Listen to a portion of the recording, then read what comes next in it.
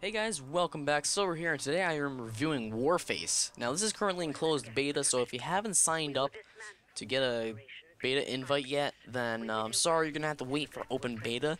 But trust me, it's well worth the wait. You'll see in the gameplay that this is a really nicely made game, and it's really good for being in a browser. I know that there's some little technology behind there that allows it to happen, and you really shouldn't judge this game by the fact that it's in a browser. I mean, that sounds really, really bad, but it's actually just as good as a downloadable game on Steam.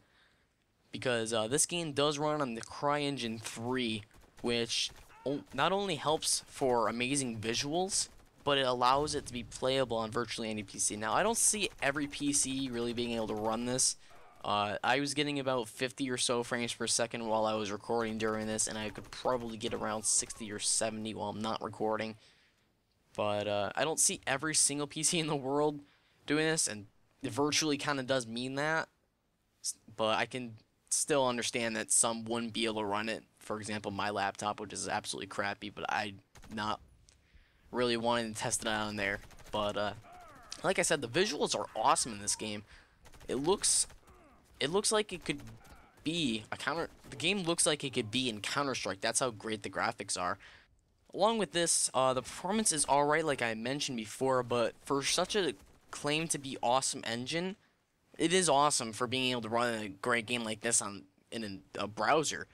But I expected maybe a little bit more, a few more frames than I actually got. Like I said, I was getting around 50, and I did expect some more. But maybe it is just me, and since this game is in closed beta, they'll probably optimize the crap out of this game before it does come into open beta or before release. And they don't have anything in release yet, so I don't have anything for you there. So if you've ever played Crysis 2, then you'll know what that's like, and that's pretty much how the gameplay in this game feels. You'll see a few times that I slide. Well, you won't see that until the end because I wasn't sliding and I was kind of just going regular FPS game here. But there's sliding, there's climbing, the movement's fluid, the guns, they're nice. I mean, there's really not much I can say about them. They're pretty much like any other FPS gun there is. But this game really acts a lot like Crysis 2, and that's no surprise seeing as though it comes from Crytek. So if you've ever played that, then you kind of have an idea of how this game is going to play when you're actually playing it. I also really like how this game has a handy spotting system. Basically, when an enemy starts coming at you, I think you can just look at them for about a second, and then a red hue will go around them. You've probably seen that plenty of times in the gameplay. But it makes it really handy for finding people behind a little bit of cover and just making them stand out a little better because they can blend in a little bit. Not that much, but they can blend a little bit in with the surroundings. So the handy spotting system, it really makes it a little easier to find people, helps the co-op aspect of this game, and you don't really have to do any extra work to actually spot people. So as you guys can see on the gameplay, if you look at the mini-map, there are a total of 5 players that are playing, including me, so you got a 5-player co-op system, which is a little bit more than you'd expect. Usually co-op is anywhere between 2 to 4 players total, but in this one it's bumping it up to 5, and we were actually playing on rookie, so that's why this looks so easy, and it really was. But hopefully I can try one of the harder difficulties. They'll probably just up the amount of rocket launchers shooting at us at the same time. The rocket launchers are basically the only problems you'll really have against enemies other than the ones with shields. But there's also the shield guys are one of the many enemies that hopefully many enemies that you'll fight that require a little bit of co-op to get through, because when a shield enemy comes toward you, he's gonna bash you down, and I think he incapacitates you when you do that, kind of like the Left 4 Dead way or a Last Stand. Basically, you fall to the ground and you're on your back and you have your pistol out and you're able to shoot.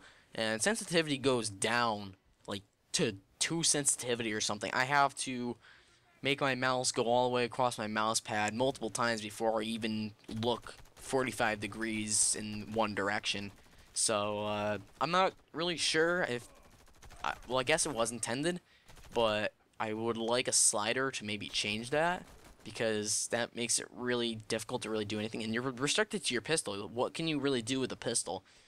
Sure, the pistol's actually still effective in this, but I'm sure they could add a slider to help out with that. So when a friendly player gets incapacitated and goes down on their back, you can go over to them, hold down E or whatever key you bind it to, and you can pretty much revive them, and it takes about a second, gets them back up. Not really sure how much health it restores. I don't think it restores much, but it gives you just enough to get back in the action, and a medic or someone else can come in and heal you up. So as well as the incapacitation and co-op enemies and such, you can actually help other people get up walls and such. So if there's a building that you need to get over that's within a, I don't really know what it is, but you put out your hands and then the guy gets on, puts his foot on it and you assist him up. I can't remember what that's called. I don't think I even know what it's called, to be honest. But you can do that, and you can get the other guy up as well, so that opens up new paths if you want to take a little bit of a flanking route in the middle of a game. You'll see me do that maybe a few times in this gameplay, where I will go over to a friendly who is waiting to lift me up, and I'll get to the top, and then I'll pull him up if he stays. And that helps to get up to high areas and provide some cover fire while the rest of the people take the other way around, and so we can clear out the enemies a little bit safer and a little bit faster. Now, as you've heard me mention before, there's a few classes in the game. I've only really mentioned the medic, but there's 4 classes in total. There's a rifleman, the medic, engineer, and sniper. So essentially what the rifleman is, he's basically your everyday FPS hero. He carries the assault rifle and he replenishes ammo. If you've ever played Battlefield Bad Company 2 or Battlefield 3 doesn't do that. It's actually the support class. But the Battlefield Bad Company 2 assault class carries around ammo that he can throw and replenish teammates' ammo. And this is basically what the rifleman does in this game. He can carry ammo. I think he carries 10 ammo packs. I'm not sure about PvP because, to my knowledge, it's not out yet. Only the co-op. But he can give ammo to his friendlies. You don't actually put it on the ground. You give it directly to friendlies and yourself. So every time you place one down, you kind of have to think a little bit like, should I conserve this or should I actually give this to him? And next up is the medic. He carries a shotgun, he can replenish health with med packs, and he can revive enemies with a defibrillator. Now he really compares a lot with the Battlefield Bad Company 2 medic. Now, I know I'm making a lot of references back to Battlefield Bad Company 2, but this game really, as I think about it, it really seems like it's modeled a lot after that, because the rifleman plays pretty much the same way, the medic seems to play the same way, except that the medic carries a shotgun, and I think he's going to be restricted around that area, and the fact that he can revive allies with a defibrillator. Now, I'm not saying they're copying them, because it's perfectly okay to be using that kind of a system. It's just it models after that so much. But the medic basically just runs around to allies, replenishes their health, and is able to revive them. It's just that they have to carry a shotgun or something of the sort. I don't know any other unlocks for the medic.